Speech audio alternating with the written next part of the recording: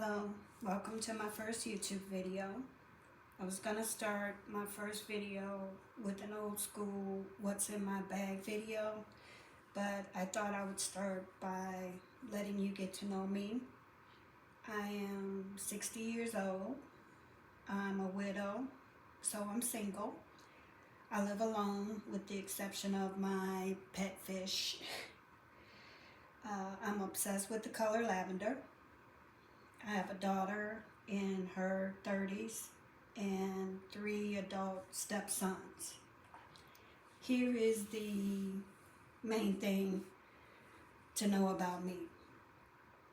I cannot be bought under any circumstances. My soul is not for sale. And let me explain.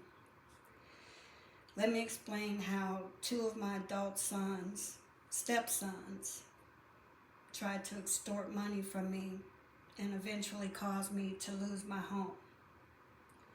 My husband and I met in 1989 and we got married in 1992. It was a May-December thing. I was 25 and my husband was 43. My daughter was 2 years old when we met. Her biological father was not in her life at the time, so my husband instantly became her dad. He claimed it the moment he met her.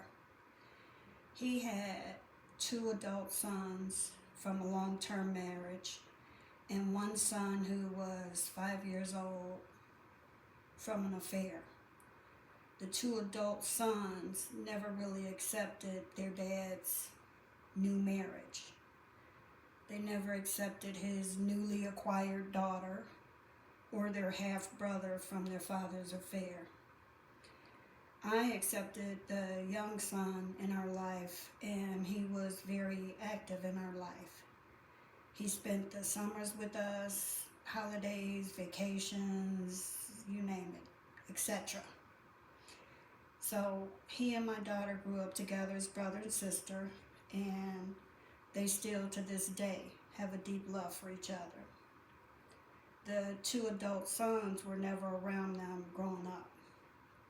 Eventually, the 2 adult sons accepted their half-brother sometime around his high school years.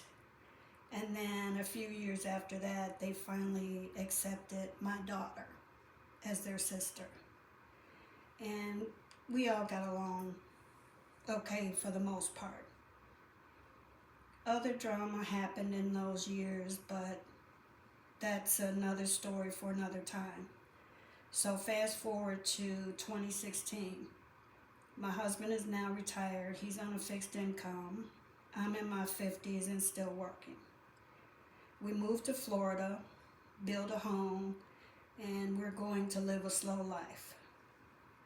Now, my credit is in shambles at the time, so we decided to have my husband go for a VA loan on the home. Just him, just in his name. We build a home from scratch. We move in 2016. I'm the only working spouse, so of course my income helped build the home, buy the furniture, pay the bills, etc. All that. Fast forward to 2020. And my husband is diagnosed with terminal cancer. He has 3 months to live. Me, as a loving wife, I'm not looking or thinking of any financial issues. I'm only thinking of my husband. And let me just tell you, passing away in 2020 was the worst year for anyone to pass. You could not visit your loved ones in the hospitals, and funerals could only be attended by 5 people. So it was all pretty devastating at that time. Well, after my husband passed, I carried on with my job. I continued to pay the mortgage and all the bills for the next year. After that first year, my homeowner's insurance was being canceled and I had to search for new insurance. So since my name was never on the deed to the house became quote unquote the estate of. So, because it was in the estate of, I couldn't get a regular homeowner's policy. I had to get a commercial policy, which only covers the structure of the home. Then I had to get a separate renter's policy to cover my belongings.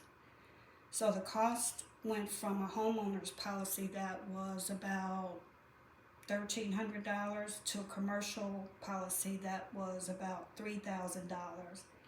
And then the additional renter's insurance of $500. So I knew I had to straighten this out before the next year.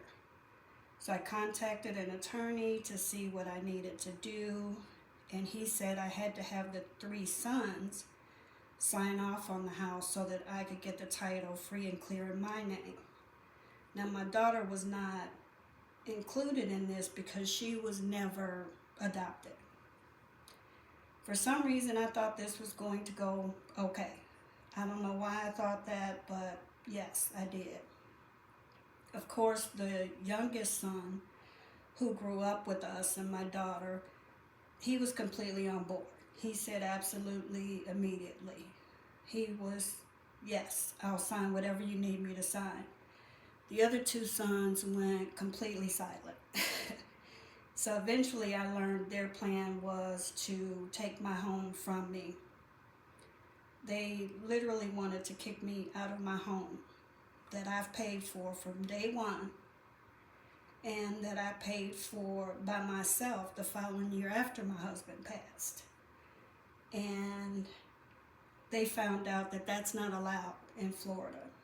As a spouse, you have tenancy rights. So I had the right to live in the home until my passing. So they got an attorney and filed for what's known as remainder men. This means when I pass, they, as the remaining men with a claim to the home, would get the home. However, that does not come for free. So they, as the remainder men, must pay the principal on the mortgage, while I, as the tenancy spouse, have to pay the interest. So of course, they were never willing to do that. They were never going to pay the principal. They were never going to pay a dime, never intended to, never would, never will, never did. So they just thought they would sit back and not pay a dime while I continue to pay everything because I live there. And they would just get the house free and clear when I died.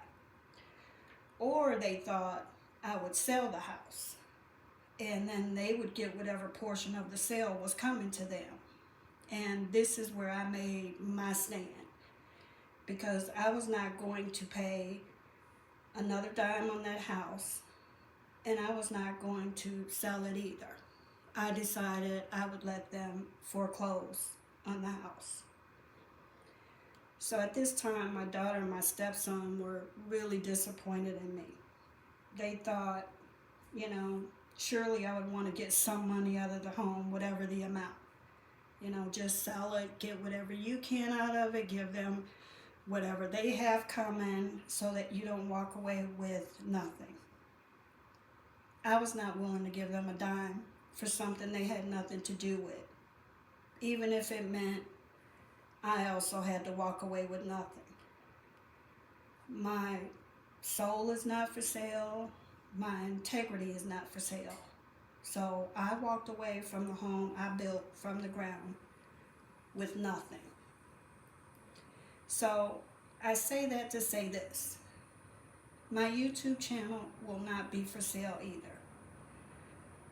I'm not against earning money. I like and need money to survive just like everyone else. However, I'm not going to chase it. I will not start a Patreon so that paying subscribers can view certain material. I won't promote products that I don't like or don't use. I won't stick a commercial in the middle of a vlog or constantly flash my Cash App across the screen. Some things just lack integrity, and they're just distasteful to me. Now, I may have links to items that I truly like or believe in, but not a whole storefront of items I never bought, never tried, or are really expensive just to earn a commission. My channel will be about my actual life.